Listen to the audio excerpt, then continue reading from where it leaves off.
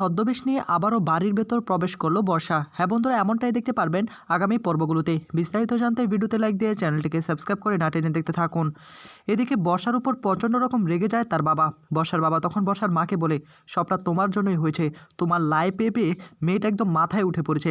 এখন মেয়েটাকে তো তার স্বামী নিতে চাচ্ছে না, তার বাড়িতে জায়গায় দিচ্ছে না। মেয়ের জন্য আমি নিচু হয়ে যাচ্ছি। তোমার মেয়ের জন্য কি না করেছি, পুলিশের কাছে গিয়েছি, সে নাকি অপরাধ করেনি, তার বিরুদ্ধে সমস্ত প্রমাণ বের হয়ে এসেছে। সে যে নাটক করেছে, সে নতুনকে ফাঁসাতে চেয়েছে, তার শাশুড়ি মাকে ফাঁসাতে চেয়েছে। এখন তাকে কে বা গ্রহণ করবে? আমি তো কোনোভাবে এসব কিছু মেনে নিতে পারছি না। আমার চোখের সামনে থেকে এক্ষুনি তোমার মেয়েকে চলে যেতে বলো। এদিকে বর্ষার ওপর এভাবে রাখতে শুরু করে দেয় বর্ষার বাবা। বর্ষার মা তখন বলে, এভাবে কেন কথা বলছো? মেয়েটার কি দোষ? মেয়েটার কি একা দোষ? বর্ষার বাবা তখন বলে, হ্যাঁ, সব দোষ তোমার মেয়ে। তোমার মেয়ে আসলে নাটক সাজাতে পারে। কেন সংসারটাকে ভাঙানোর জন্য এভাবে উঠে পড়ে লেগেছিল? কেন সুখে শান্তিতে সংসারটা হচ্ছিল, ভালো লাগছিল না? এখন তো তাকে গ্রহণ করছে না, তাকে দুদিন পরে ডিভোর্স দিবে। তখন তাকে কে নিবে? তাকে আমরা কোথায় বিয়ে দেবো? সেটাকে একবার ভেবে দেখেছো? বর্ষার মা তখন বলে, তুমি বাবা হয়ে কথাগুলো বলতে পারলে? কেন তুমি এরকমটা বলছো? এরকম কিছুই হবে না, ওরা ডিভোর্স দিয়ে দিবে। আমাদের মেয়েটা কি এতই সস্তা হয়ে গিয়েছে নাকি? ডিভোর্স বললেই কি দেওয়া যায় নাকি? এত সহজে কোনো কিছু দেওয়া যাবে না। দুই পক্ষেরও তো একটা মতামত আছে, তাই না? এই কথা শোনার পর বর্ষার বাবা আরও রেগে গিয়ে বলে, হ্যাঁ হ্যাঁ, এভাবেই তুমি তোমার মেয়েকে একদম মাথায় করে রাখো। এই সুযোগগুলো দিয়ে দিয়ে না একদম মাথাটাকে খেয়ে ফেলেছো। 2 দিন পর পর তোমার মেয়েকে নিয়ে একটা অশান্তির সৃষ্টি হয়ে চলেছে। কেন?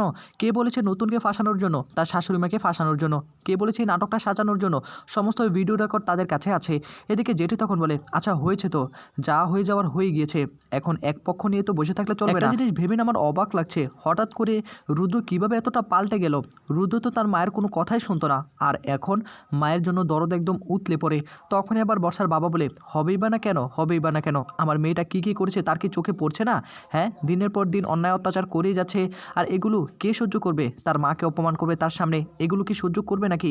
বর্ষা তখন কান্নায় ভেঙে পড়ে। বর্ষা তখন বলে, আমাকে নিয়ে না তোমাদেরকে ভাবতে হবে না। আমি তোমাদের এতই বোঝা হয়ে গিয়েছি, আমি চলে যাব, আমি থাকবো না এখানে।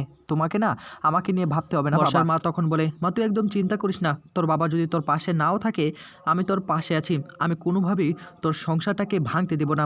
আমি তোর জন্য লড়াই করে যাব। এত সহজে কোনো কিছু ছাড়াছাড়ি হবে না। আমি তোকে কথা দিচ্ছি, যে করি হোক ওই বাড়িতে তোকে আমি আবারও প্রবেশ করাবো।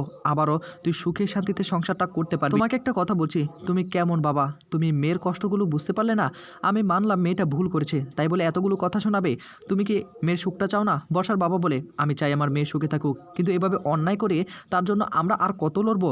আমরা তো অনেক লড়েছি, তার জন্য মাথাটাকে নিচু করেছি, কিন্তু শেষ পর্যন্ত কি হলো? তাকে ঘর ছাড়তে হলো। এদিকে বর্ষা ভাবতে থাকে, যে করেই হোক ছদ্মবেশ নিয়ে হলেও ওই বাড়িতে তাকে প্রবেশ করতেই হবে। অন্যদিকে বাবিল বাড়িতে আসলে বাবিলকে নানা কথা বলতে শুরু করে। বাবিল, তোর সঙ্গে আমার কিছু কথা রয়েছে। তুই কি আসলে মিঠিলকে কোনোভাবে ইগনোর করার চেষ্টা করছিস? তুই কোথায় যাচ্ছিস না যাচ্ছিস, মিঠিলকে কোনো কিছুই বলছিস না?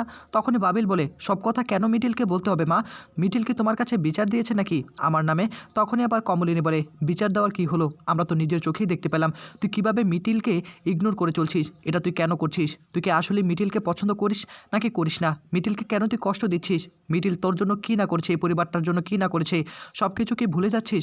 তখনই বাবিল বলে, এত কথা এখন বলতে পারবো না মা। তো বন্ধুরা, যদি আগামীতে বর্ষা আসলে ওই বাড়িতে ছদ্মবেশ নিয়ে যায়, আসলে কি দেখতে ভালো লাগবে? কমেন্ট করে জানাতে পারেন।